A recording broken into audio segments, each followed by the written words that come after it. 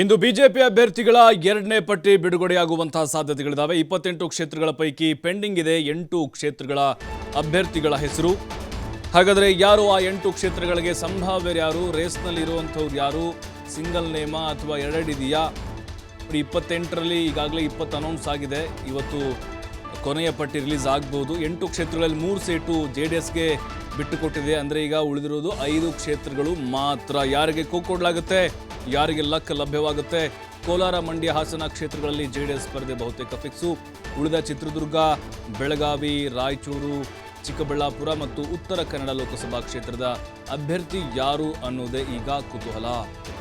ಚಿತ್ರದುರ್ಗದಲ್ಲಿ ನಾರಾಯಣ ಸ್ವಾಮಿಗೆ ಟಿಕೆಟ್ ಕೈ ತಪ್ಪುತ್ತೆ ಅನ್ನುವಂತಹ ಚರ್ಚೆ ನಡೀತಾ ಇದೆ. ಚಿಕ್ಕಬಳ್ಳಾಪುರದಲ್ಲಿ ಅಲ್ಲಿ ಸುಧಾಕರ್ ವರ್ಸಸ್ ಅಲೋಕ್ ವಿಶ್ವನಾಥ್ ನಡುವೆ ತೀವ್ರವಾದಂತಹ ಪೈಪೋಟಿ ಇದೆ. ಉತ್ತರ ಕನ್ನಡದಲ್ಲಿ ಅನಂತಕುಮಾರ್ ಹೆಗಡೆಗೂ ಕೂಡ ಟಿಕೆಟ್ ಕೈ ತಪ್ಪೋದು, ವಿಶ್ವೇಶ್ವರ ಹೆಗಡೆ ಕಾಗೇರಿ ಅವರಿಗೆ ಮಣೆ ಹಾಕ್ಬೋದು ಅನ್ನುವಂಥದ್ದು ಡೇ ಒನ್ನಿಂದಲೂ ಕೂಡ ಚರ್ಚೆ ಆಗ್ತಾ ಇದೆ. ಬಟ್ ಫೈನಲಿ ಹೇಳೋಕ್ಕಾಗೋದಿಲ್ಲ, ಏನು ಬೇಕಾದರೂ ಬದಲಾವಣೆಗಳಾಗ್ಬೋದು. ಇನ್ನು JDSಗೆ 3 ಸ್ಥಾನ ಬಿಟ್ಟು ಕೊಡಲಾಗಿದೆ. ಹಾಸನ, ಮಂಡ್ಯ ಮತ್ತು ಕೋಲಾರ. 8ರಲ್ಲಿ 3 ಅವ್ರಿಗಾದರೆ ಇನ್ನು 5 BJPಯದ್ದು. ಈಗ 5 ಮಾತ್ರ ಅಭ್ಯರ್ಥಿಗಳ ಹೆಸರು ಘೋಷಣೆ ಆಗಬೇಕಾಗಿದೆ. JDSನವರು ಅವರು ಕುಮಾರಸ್ವಾಮಿಯವರು ಅನೌನ್ಸ್ ಮಾಡ್ತಾರೆ. ಬಟ್ ಈಗ 5 ಬರಬೇಕಷ್ಟೇ BJPಯದ್ದು. ಬಹುತೇಕವಾಗಿ ಇವತ್ತು ಸಂಜೆ ಒಳಗಡೆ ಅದು ರಿಲೀಸ್ ಆಗುವಂತಹ ಸಾಧ್ಯತೆಗಳಿದ್ದಾವೆ. ಬಟ್ ಈಗ ಈ ಉಳಿದಿರುವಂಥ 5 ಕ್ಷೇತ್ರಗಳಲ್ಲಿ ಆಕಾಂಕ್ಷಿಗಳ ಸಂಖ್ಯೆ ಕೂಡ ಜಾಸ್ತಿ ಇದೆ. ಯಾರಿಗೆ ಶಾಕ್ ಕೊಡ್ತಾರೆ ಹಾಗಾದರೆ? ಆಲ್ರೆಡಿ ಚಿಕ್ಕಬಳ್ಳಾಪುರದ ಹಾಲಿ ಸಂಸದರಾಗಿರುವಂಥ BN ಬಚ್ಚೇಗೌಡ ಅವರು ಪಕ್ಷಕ್ಕೆ ಗುಡ್ ಬೈ ಹೇಳಿದ್ದಾಯಿತು.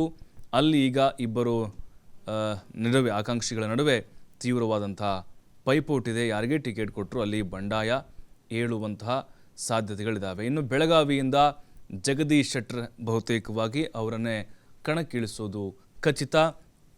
ಅದರ ಜೊತೆಗೆ ಇನ್ನುಳಿದಂತೆ ಚಿತ್ರದುರ್ಗದ್ದು ಕೂಡ ಅಷ್ಟೇ ಹೊಸ ಮುಖವನ್ನು ಅಲ್ಲಿ ತರಬಹುದು ಅಂತ ಹೇಳಲಾಗ್ತಾ ಇದೆ. ಬಟ್ ಫೈನಲಿ ಈಗ 5 ಕ್ಷೇತ್ರಗಳಿಗೆ BJPಯ ಅಭ್ಯರ್ಥಿ ಯಾರ್ಯಾರು ಆಗಲಿದ್ದಾರೆ?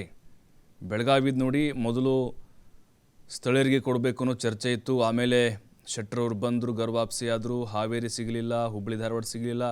ಹಾಗಾಗಿ ಬೆಳಗಾವಿ ಮೇಲೆ ಕಣ್ಣಿಟ್ಟಿದ್ರು. ಇನ್ನು ರಾಯಚೂರು ನೋಡಿ, ರಾಯಚೂರು ಕೂಡ ಅಷ್ಟೇ ಈಗ ಇರುವಂಥ ಹಾಲಿ ಸಂಸದರಿಗೆ ಟಿಕೆಟ್ ಕೈ ತಪ್ಪುವಂತಹ ಆತಂಕ ಇದೆ. ಹಾಗಾಗಿಯೇ ಈಗ ಅಲ್ಲಿ ಹೊಸ ಮುಖಕ್ಕೆ ಮಣೆ ಹಾಕ್ಬೋದು. ರಾಯಚೂರು ST ಮೀಸಲು ಕ್ಷೇತ್ರ. ಅಲ್ಲಿ ಈಗಾಗಲೇ ನಾಯಕ್ ಅಂಥೇಳಿ, ಕುಮಾರ್ ನಾಯಕ್ ಅಂಥೇಳಿ ನಿವೃತ್ತ IAS ಅಧಿಕಾರಿ ಕಾಂಗ್ರೆಸ್ನಿಂದ ಕಣದಲ್ಲಿದ್ದಾರೆ.